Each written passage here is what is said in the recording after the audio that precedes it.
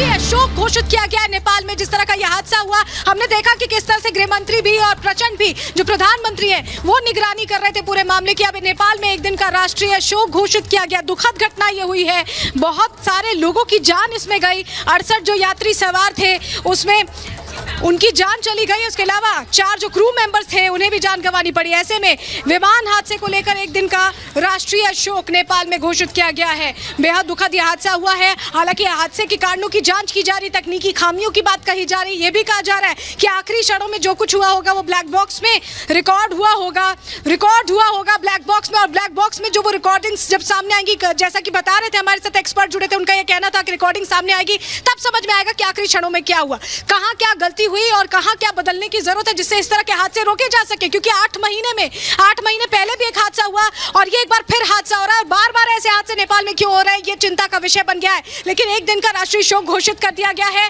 अभी तक जो जानकारी मिल रही है हमारे साथ लगातार तरुण माथुर साहब जुड़े हुए हैं, एविएशन एक्सपर्ट। तरुण माथुर जी, हम लोग पहले भी ये बात कर रहे थे कि तकनीकी खराबी होती है, विमान इस तरह से क्रैश लैंडिंग हो जाती है, तमाम पहलू हैं इसके। आप कह रहे थे कई पहलू हैं जिस पर गौर फरमाना होगा, नेपाली प्रशासन को देखना होगा कि आखिर बार-बार हादसे क्यों हो रहे हैं। क्या आप सिलाई सीखने के लिए हजारों रुपए खर्च करने के लिए चिंतित हैं? फ्रीडम ऐप को डाउनलोड करें, 40 घंटों का टेलरिंग कोर्स देखिए और खुद का टेलरिंग बिजनेस शुरू करें। देखिए, मैंने पहले भी बोला कि अभी जो जानकारी आपके पास आई है वो पूरी जानकारी नहीं है, क्योंकि ब्लैक बॉक्स पर्याप्त नहीं हुआ है। जैसे ही वो मिल जाएगा ब्लैक बॉक्स, उससे जो जानकारी मिलेगी वो असली जानकारी को किसे मिलती जुलती होगी। क्योंकि अभी हादसे के टाइम क्या पता पायलट के साथ कोई ऐसी प्रॉब्लम हो गई हो जिससे वो लैंडिंग नहीं करा पा रहा हो। तो आप पूरी तरह से ये नहीं कह सकते विमान में तकनीकी खराबी थी या पायलट को कोई हार्ट की प्रॉब्लम हो सकती थी। वो अपने अंतिम 10 सेकंड में या उससे पहले वो क्या बोल पाया है वो ब्लैक बॉक्स बताएगा। क्योंकि जो कि सरकार के पास सूचना मिली है एज पर उससे कि उनको नहीं मालूम कि कैप्टन ने एक बार भी तकनीकी खराबी के बारे में कुछ बोला हो।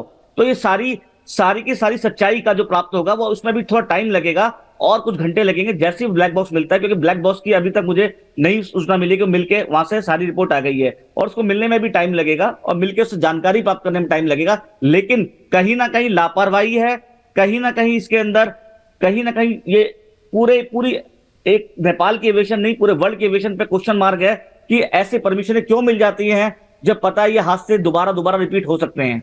तो मैं तो यही बोलूंगा कि इसके लिए दोबारा से बैठक होनी चाहिए, दोबारा कुछ न कुछ रणनीतियां बनानी चाहिए, दोबारा से रूल्स बनाने चाहिए और उन रूल्स को बहुत स्ट्रांगली फॉलो करवाने चाहिए, खासकर नेपाल की गवर्नमेंट को।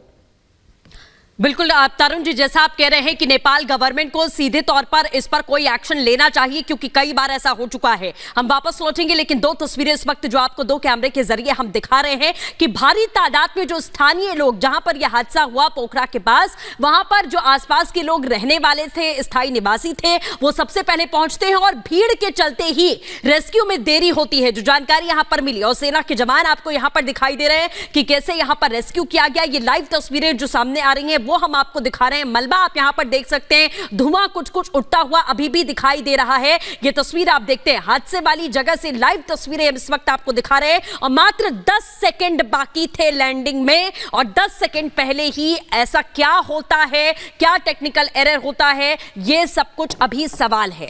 मृदुल। बिल्कुल सलोनी और सृष्टि, लगातार हम ये तस्वीरें आप तक पहुंचा रहे हैं। अब हम आपको ये तस्वीर दिखा रहे हैं। देखिए, जो रेस्क्यू ऑपरेशन है वो शुरू हो गया, लेकिन मलबा आप देखिए पूरा जला हुआ है।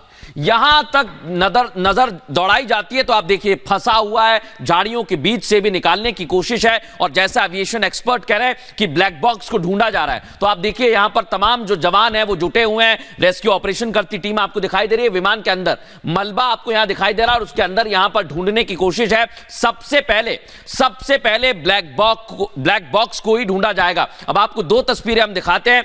ये पहली तस्वीर आप देखिए जरा, विमान का जो मलबा है वो आपको दिखाई दे रहा होगा, धुआं उठता है, कुछ सामान है, जानकारी के लिए भी कई ऐसे सामान हैं, लोगों को भी अभी ढूंढा जा रहा है। और दूसरी तस्वीर आप इधर देखिए, कई लोगों को बचाया गया, उनको ले जाते हुए आपको जवान यहां पर दिखाई दे रहे हैं। लेकिन अभी भी बड़ी बात यह है कि रेस्क्यू ऑपरेशन चल रहा है और ब्लैक बॉक्स को तो ढूंढना ही है। यह भी पता लगाया जाएगा कि आखिर क्या तकनीकी खामी थी। तो पहली तस्वीर आपको यह दिखा रहे हैं, झाड़ियों में भी मलबा फंसा हुआ है। दूसरी तस्वीर आप देख रहे हैं, जवान जो है लगातार रेस्क्यू कर रहे हैं, लेकिन भीड़ बहुत ज्यादा है।